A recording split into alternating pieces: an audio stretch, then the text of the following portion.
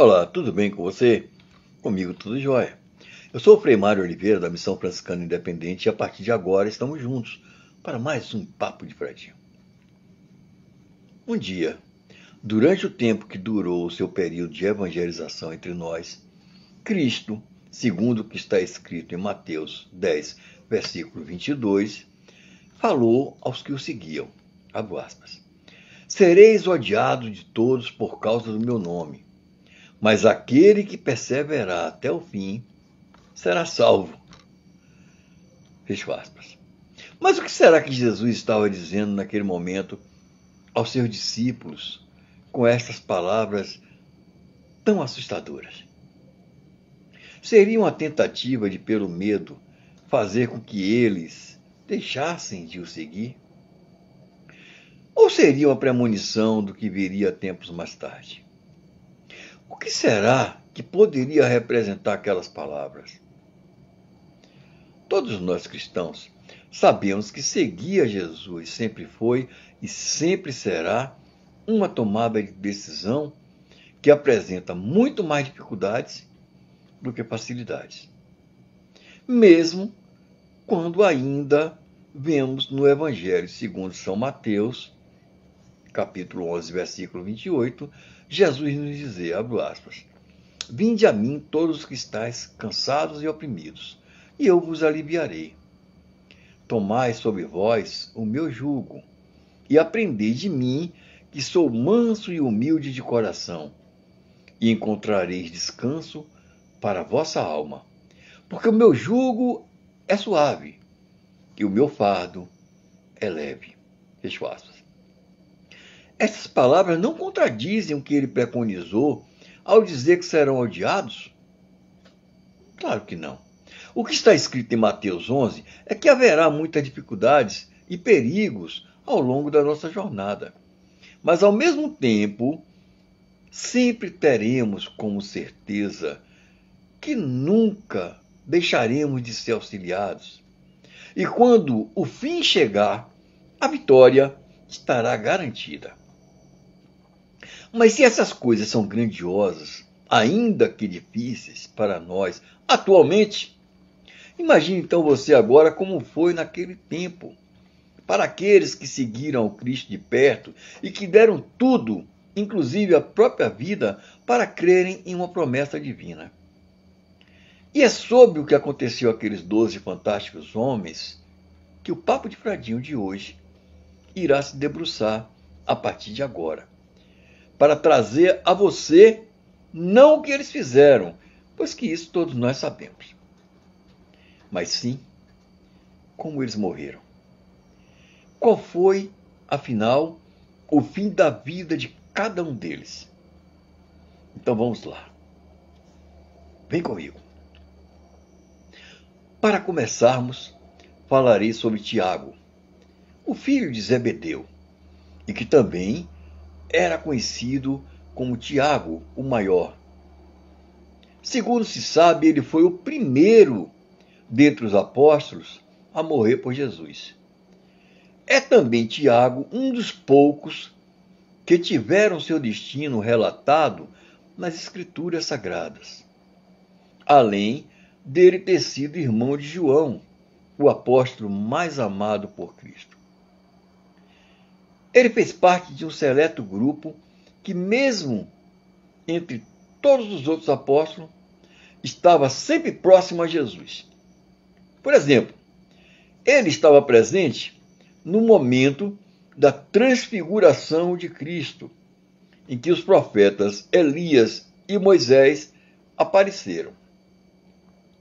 Também ele foi testemunha da agonia de Jesus no horto, no momento em que Cristo sentiu todo o peso dos pecados da humanidade. Segundo o que nos registra a Bíblia, nos Atos dos Apóstolos, capítulo 12, versículo 1 e 2, foi o rei Herodes Agripa I que determinou a execução de Tiago pela espada. Já Tiago, filho de Alfeu, e chamado de Tiago o Menor, não tem muita citação dentro das Escrituras, o que não diminui em nada a sua importância.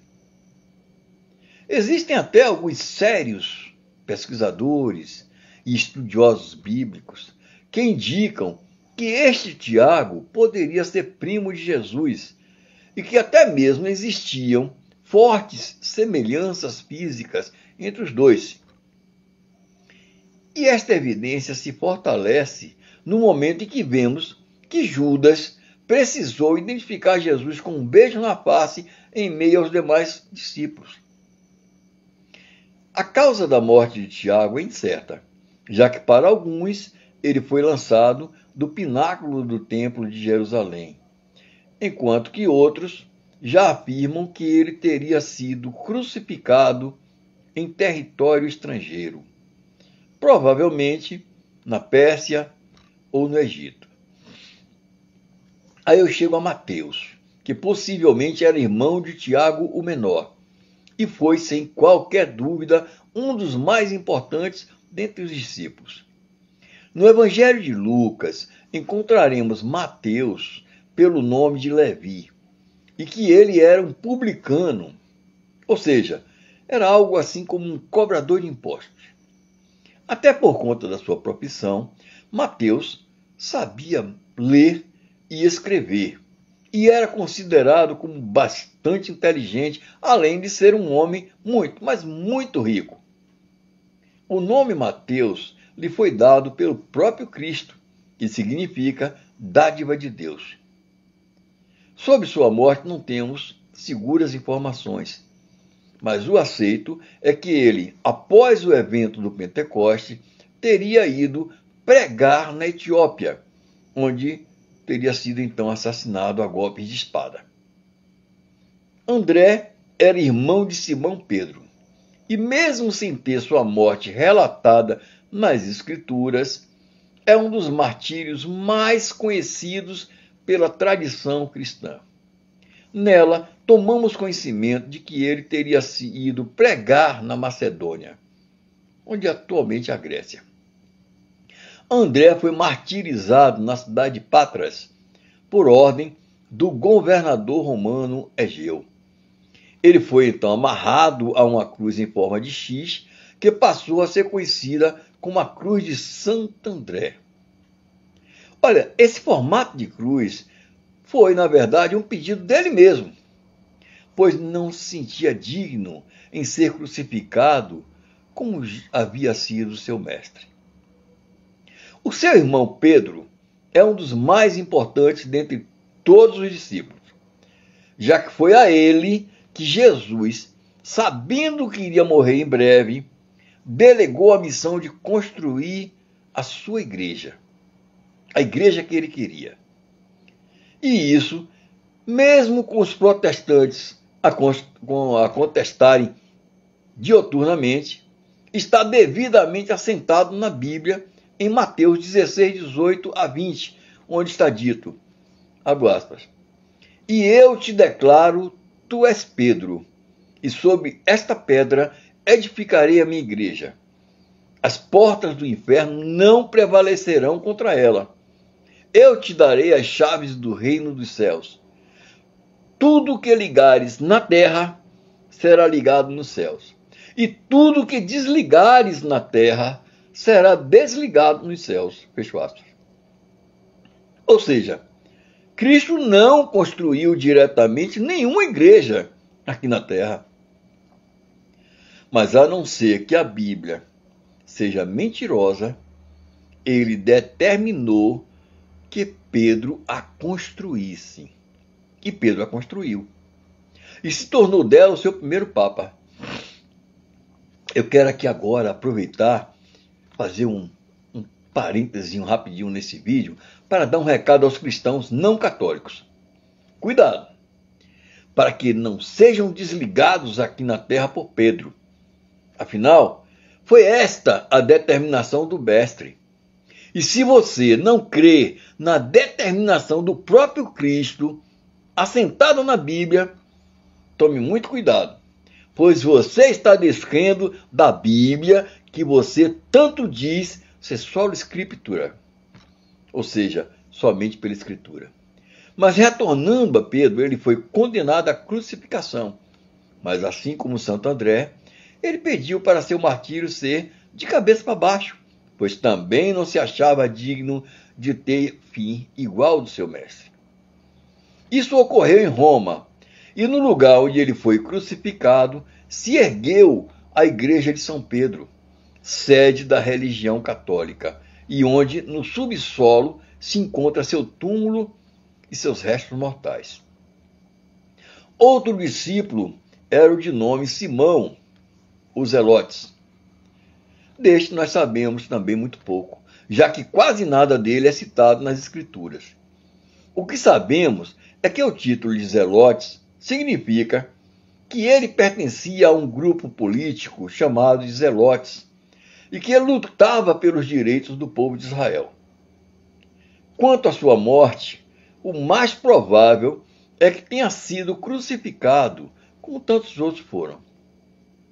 Outro sobre o qual não se tem muitas informações do que lhe aconteceu após a morte de Jesus é Filipe. Muita gente acredita que ele tenha ido pregar na França ou Ásia Menor. O provável é que tenha sido enforcado onde hoje é a Turquia. Já Bartolomeu foi apresentado a Jesus justamente por Filipe. Na Bíblia, ele aparece também como Natanael, e por isso se acredita que Bartolomeu seja o seu sobrenome. Igual a muitos outros, não se sabe quase nada sobre a sua morte. Mas pela tradição cristã podemos entender que ele foi pregar como missionário na Etiópia, Armênia, Índia e Mesopotâmia, e que sua morte foi também por crucificação e de cabeça para baixo. Outro que é muito provável que tenha ido pregar na Índia foi Tomé. Pouco se sabe da vida deste apóstolo, além do fato de que ele era também chamado de Dídimo, palavra grega que significa gêmeos. Contudo, como eu disse, nada se sabe sobre o fato dele ter irmãos, sobre sua família. O que se acredita é que Tomé também era um pescador, já que após a morte do Cristo, ele foi um dos 6 que retornaram aos barcos de pesca. Tomé foi evangelizar na Índia, onde foi morto ao ser atingido por uma lança.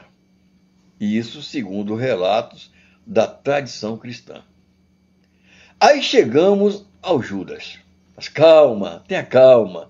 Não se trata do Iscariote, e sim do Judas Tadeu. Ele, segundo a tradição cristã, teria sido morto por mágicos na cidade de Suanir, na Pérsia. Foi assassinado por seguir os princípios de Jesus.